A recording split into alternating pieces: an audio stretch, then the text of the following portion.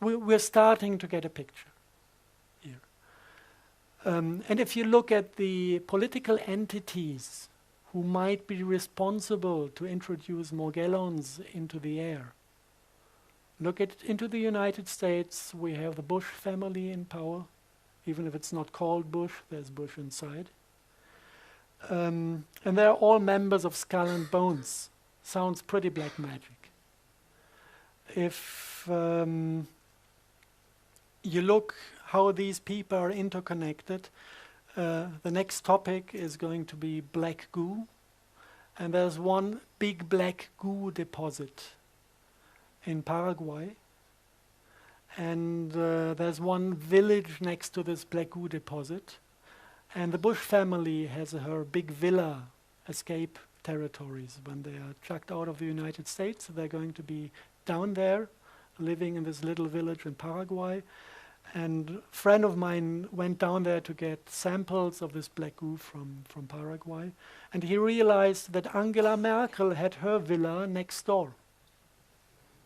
Yeah?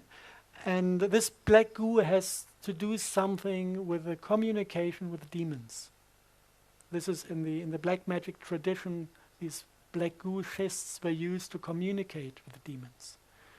So this all interconnects on political, scientific, and the level of mythology. We can access black goo also from the little pictures from the microscope. This is German rain. And if you want to know what this liquid does, you can have a look at it in the lab. When you have bigger amounts of it, it looks like this.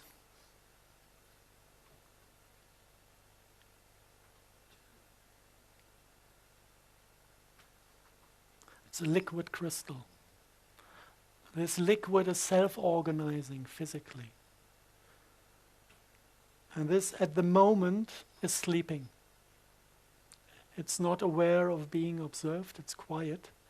Sometimes when it doesn't like to be observed, it might jump out of the pot straight into your face.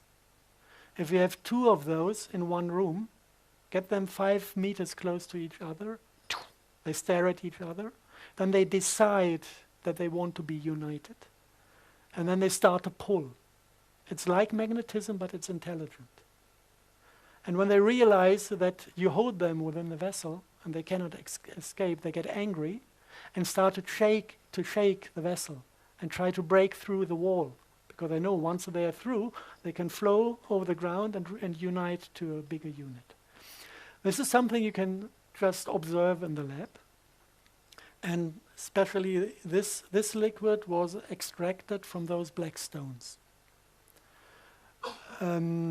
This is World War II leftovers. We found them in an underground facility in Bavaria, 1/2 ton of it. So we can imagine that the SS processed quite a bit of this.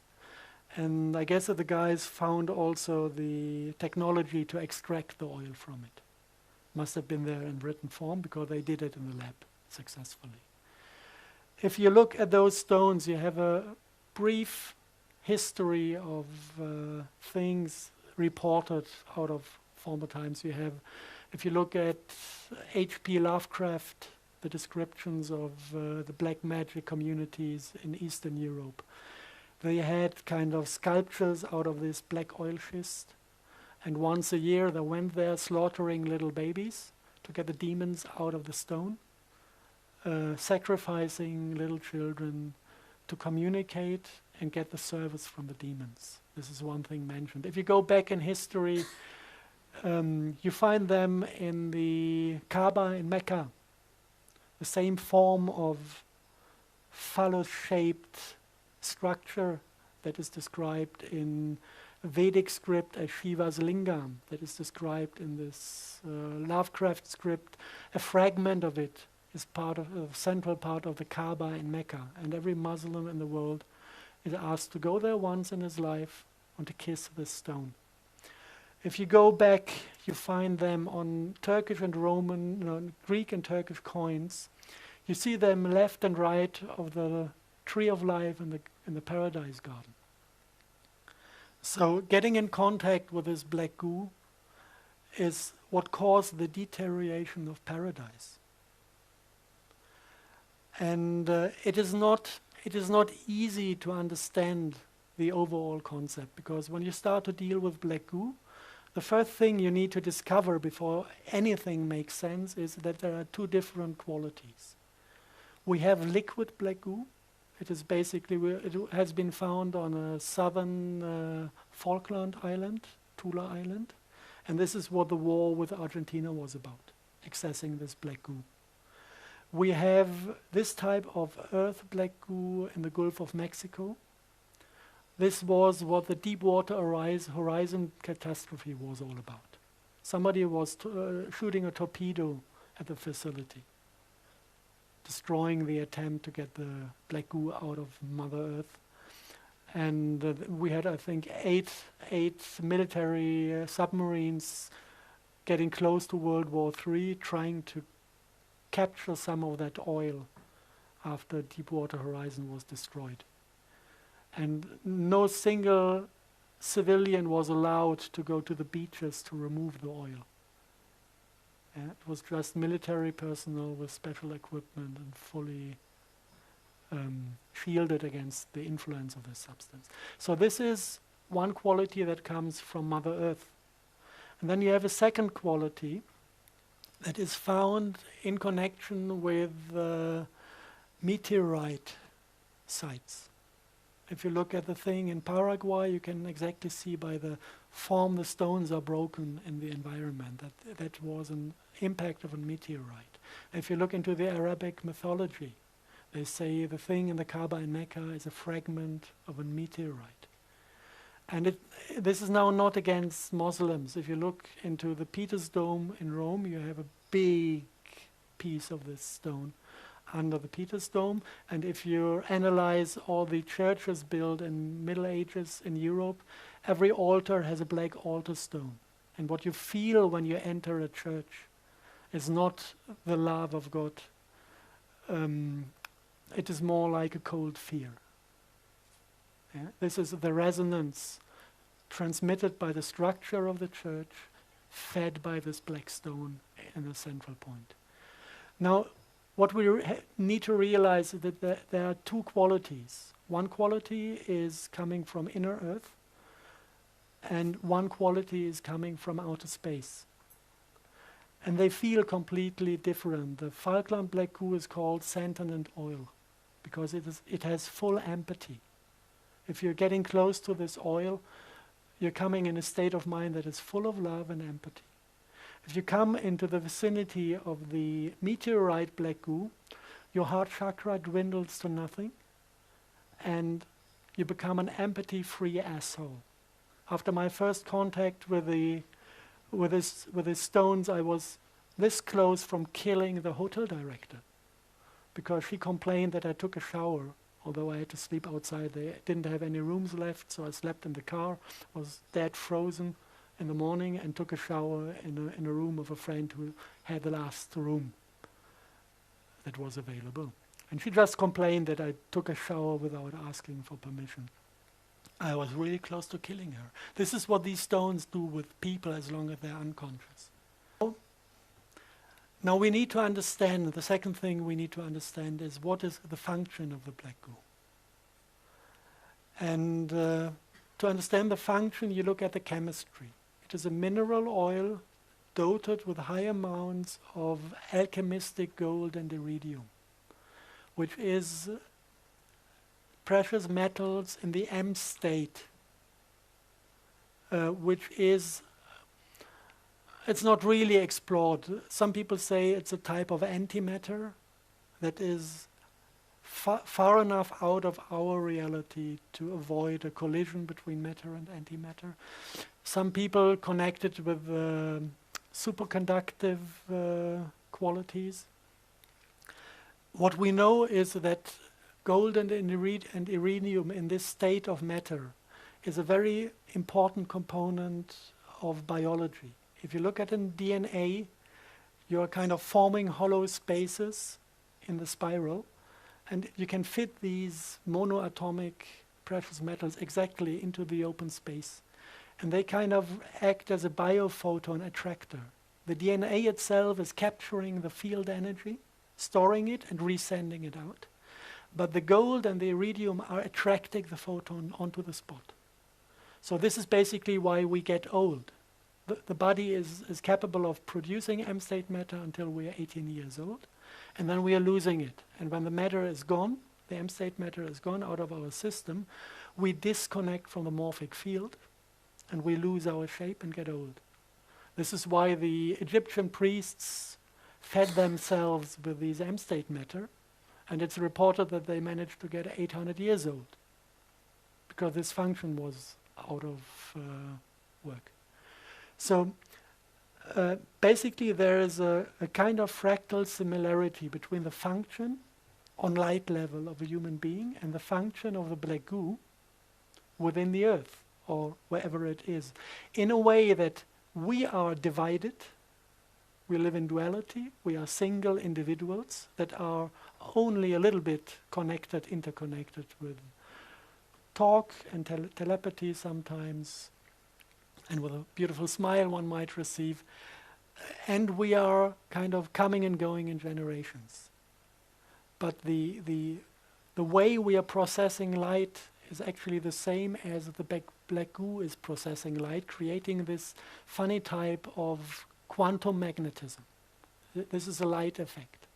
So I came to the, let's call it a theory because I cannot prove it, that basically life is first created within a planet when water and CO2 is forming this type of black goo oil in transmutation processes. We had this process in the lab. We can replicate it.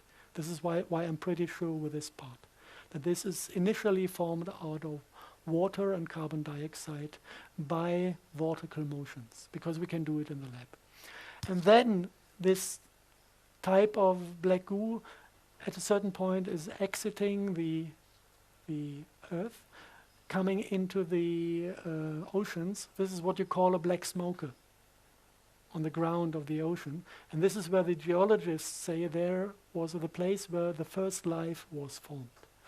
Because of the repetitive light patterns start to modify with this oil. And the first simple life forms can be built that develop generations and individuals. Like a mass of oil can divide into 2 drops. This is a process of individualization. But the thing is that the light process is happening on a scalar level. So it doesn't distance does not matter. We can penetrate matter without interacting. So what this created, this is my theory, is that basically the entire biology on top, in the biosphere, on top of the planet, is interconnected with the black goo of the planet in a kind of mirror function. Everything we think, everything we feel, everything that is processed within the light body of a human is sent down there, and we have a holofractal, immortal being in the center of the earth that knows everything one can know, remembers everything that ever happened. And this might be the thing that is called the Akasha Chronicle. And this is what is giving the entire biosphere instinct. And the people who interact with this entity, they say it is a motherly creature. She has all aspects of a motherly creature. I observed this many times because when you start dealing with a black goo, you need either to commit suicide or to connect with her. So we have many people who have a straight connection to this being within the planet. And it's funny how she sometimes reacts. Like when somebody has the first contact with her, completely excited, she says, "What do you want?" And then the guy says, "Oh, I wanted to see, I wanted to meet. What do you want?" And then he doesn't know what, he has no question and no target. And she says, "Sorry, I'm busy. Come back when you want, when you know what you want from me." This is her. She's loving, but she's very straight. And now, theory. We try to get the point when this alien black goo arrived on the planet. And it is very likely that we can put the date at 80,000 BC, connected to the destruction of the Lemurian continent. This is a soft source, I would say. I wouldn't call it hardcore science, but many, many things hint to this. And people who have memory of incarnations in that time report that in the moment when Lemuria went down, there was a swarm of meteorites coming in, hundreds of them, hitting the earth, containing this black goo.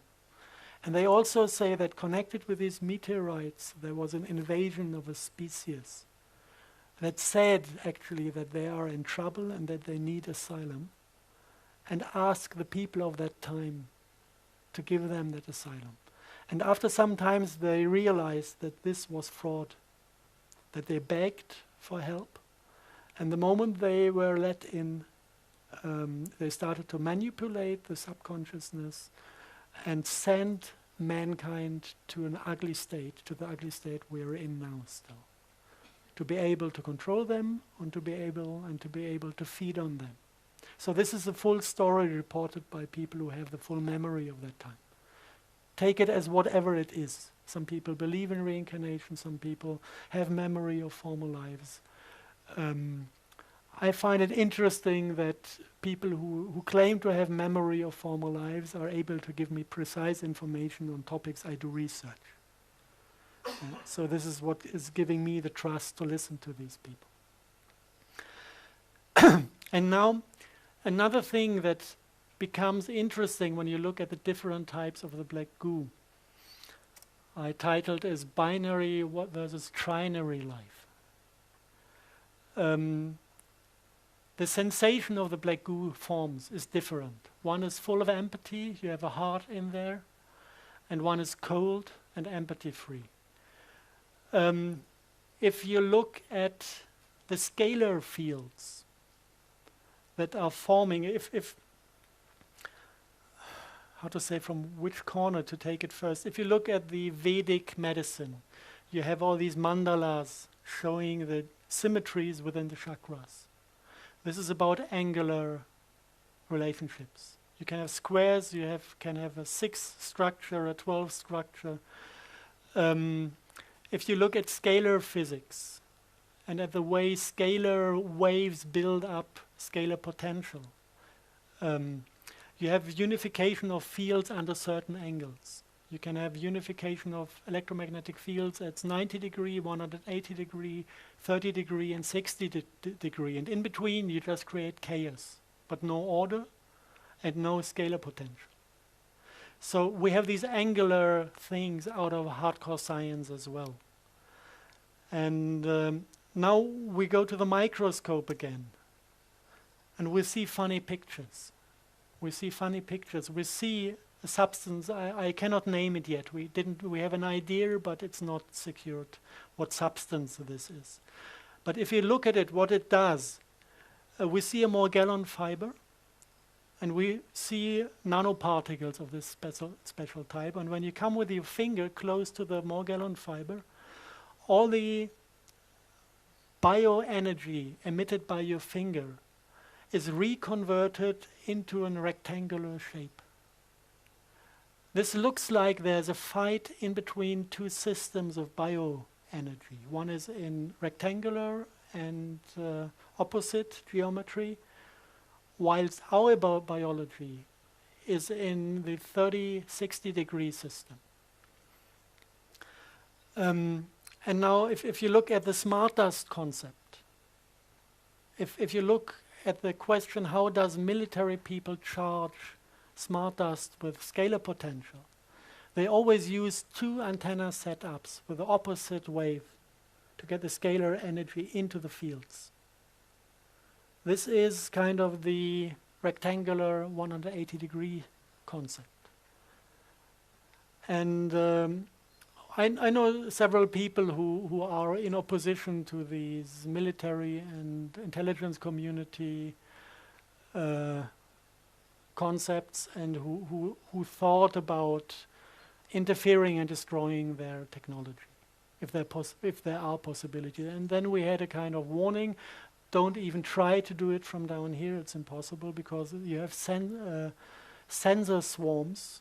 I know this is also a word from the NASA manuscript. It came out of the mouth of a clairvoyant in Germany. Sensor swarms, without him knowing what he's talking about. And he said these sensor swarms redirect every emotion, every single positive emotion created by a human is reconverted by these sensor swarms into rectangular field structures. And then these guys found a way to get across these sensor swarms and managed to destroy the smart dust layers within the atmosphere. And this was all, you listen to the people. This is kind of clairvoyant and some spiritual practice to get access to these fields, and you cannot see anything happening. And 2 days later, this stuff came down with the rain. So apparently they managed to destroy the sensor swarms and got access to the fields. And then I went into the meditative state of mind, and because I wanted to see if it feels different. And from that day on, if you kind of send your senses into the sky, you could feel love up there again. Because you have these field structures, these angles that are corresponding with your heart chakra. So there are many, many things kind of that point to the thing that we have a little war between two different concepts of biology. One connected to alien black goo and to an alien species that is without heart energy, and one that is connected to our loving planet.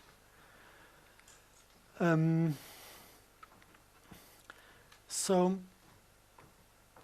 I will try now to get the big picture of this smart dust concept. Also with displaying the different agendas behind. If you want to have something working, it is cybernetics. If you want to have something working, you need a source and a sink, like with a battery. You need a plus and a minus, and then you get action. So in this field in the sky, you need a source, and this is basically the HARP technology. This is what is emitting the big amounts of microwave energy into the skies. And you have different antenna systems that operate on different frequencies. I know the things called weather radar. They're working on very, very core frequencies triggering certain capacities of water. And they are also part of the scalar wave patterns you can observe in the sky. Like Marion Island, we have beautiful satellite images capturing Marion Island meteorological station, transmitting a huge scalar wave that is forming cloud patterns in the direction of Japan when they had earthquakes up there. So this is not only microwave, it also is working on a kilohertz range, and it's working on ELF, low frequency range. So this entire antenna park on the planet is our source. Then we have agents in the sky that are controlled by this to directly achieve goals, like rocket shield, like weather weapon, earthquake weapon. This is the military domain. I just visualized with a small blue circle, going from HARP to the particle zoo and going back, harvesting the results of this technology. Then these military guys have been fooled or guided by the intelligence community. It's easy to see how this looks in reality. There was one admiral of the US Navy who was asked by the CIA to assist spraying, and he said no. And one day later, he was found shot with 2 bullets in his chest, and they said it's suicide. I want to see a guy committing suicide with 2 bullets in his own chest. Yeah. This is a clear language. The next one that was in charge of this position said yes. Since then, the US Navy is taking part in the spraying programs. So this is the second agenda behind is intelligence community. And this is a little bit more complicated. In this agenda, you take the energy, and it is kind of collected by the piezoelectric crystals also within the body. You have a shifting in frequency, up converting the microwave to biodigestible light, sending this light into the DNA, reading out the information of the DNA, and then it is processed by the Morgellons and collected by the technology of the intelligence community to read out our state of mind, and by reinserting it onto the heart technology, they can also insert patterns of the same quality. So they just grab it here and start back from the beginning to control our consciousness. This is the second agenda, the second thing. The next one is we had a black goo in the rain as well. Now what does the black goo do? The black goo is processing light as well, but it is processing it in the bidirectional form. So it is controlling consciousness and subconsciousness. This is what forming our way we receive, we look at reality. So the subconsciousness is a time reverse component of a bidirectional signal. So it's doing basically the same as the intelligence community, but it's taking another step to the black goo. And the black goo is connected to quantum computers based on black goo. We found 4 of them. One was in Rome, one was in the city of London, one was in an NS underground facility in the middle of Germany, in the area of Nordhausen. It is a facility where the V2 missiles were constructed. And it has kind of officially, it has 1 layer of underground tunnels. And if you talk to people who have been in this facility 50 years ago, a few have survived this time, they talk about 3 layers and describe the facilities in the lower levels. And there's one of these black goo quantum computers in it, resembling artificial ley lines, like 1.50 meters in diameter, big pipes containing black goo. And from there you can kind of connect the black goo to computer programs, inserting neurolinguistic programs. This is basically what happened to mankind. We have been natural once, and then suddenly you have concepts appearing in your mind like revenge. This is a neurolinguistic program that is causing only that we cannot stop killing each other. In nature, it does not exist. You will never find an animal taking revenge. You can find a rival, yes, but no revenge. The word no is a demonic neurolinguistic program because these entities know that we create our own reality by thinking. So they just introduced a new word that does not exist in nature to turn everything on the head. No more war. And the quantum physics is only reading more war. And it is manifesting more war. So all these neurolinguistic programs are inserted in certain computers, processing black goo. And there was one in Rome, one in Germany, one in the city of London, and one somewhere between Washington, D.C. and New York. And in the center of the entire thing, this is now the demonic agenda. In the center of the entire thing, we have a controlling unit, and this is this synthetic RNA that is sprayed. That is pure artificial intelligence. And if you look into the ancient scripts describing the demons, they say that actually they don't have individuality, that they have something within their species that is ruling them as like a central computer. And if you look at this, you can again, this is not proven, but it makes a story. You can imagine this species starting to travel space, maybe leaving the women behind, and thinking about, with all their knowledge they had gathered, about a way to manipulate. First, they knew they had to take their collective subconsciousness with them to survive as a species. This is why they took black goo onto the journey. And the second thing is that they found possibilities to manipulate the black goo and to adopt the subconsciousness to the needs of space traveling. And this is where they stole the heart chakra. They removed the heart chakra from their biology and the other, just to function in a technical environment. And then an accident happened. The accident was that this program that they introduced into the subconsciousness took over control. And this is what is happening with transhumanism. This is exactly the trap that is. We are inspired by them to enter the same trap.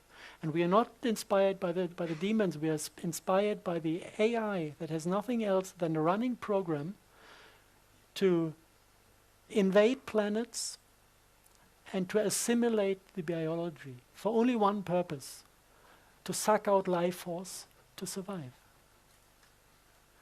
And if you look at this from above, it's a really beautiful structure. I know it's about ugly stuff, but it's a beautiful structure because when you look at the entire thing and you try to find solutions to it, you realize actually that everybody who is involved on the different agendas, on the different levels, is doing the same mistake. It is the Luciferic game. Let me participate in your power and I will serve you. I don't want to know what you're doing. I don't want to stand in my own responsibility. Just let me participate from your power and I will serve. This is the Luciferic deal everybody is doing. And we are doing this by going to vote a government that is taking care of all the pipes we are connected to. But we let go of our responsibility and we let them do. They're giving control to the military domain. The military domain is giving control, same game, to the intelligence community. The intelligence community is giving control to the black magicians. The black magicians are giving control to the demons. And the demons lost control to their AI. And if we all understand the game, we can just say, hey, stupid game, let's let go of it. And we can stop playing these thing that basically is nothing else than being afraid of self-responsibility. And I think we are at the point in history where every single individual should master that, to regain self-responsibility. And then we will not need a government. It's not about changing the government. Because the entire concept of governments, having somebody to control, is demonic. It's not about replacing people. It will never work. We need to replace the game.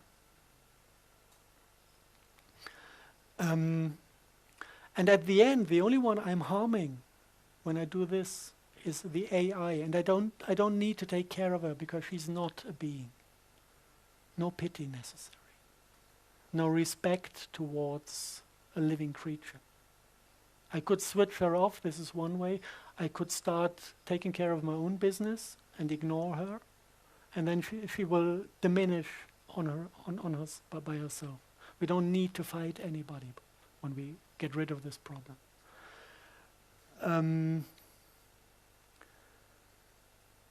Yeah, that's basically it.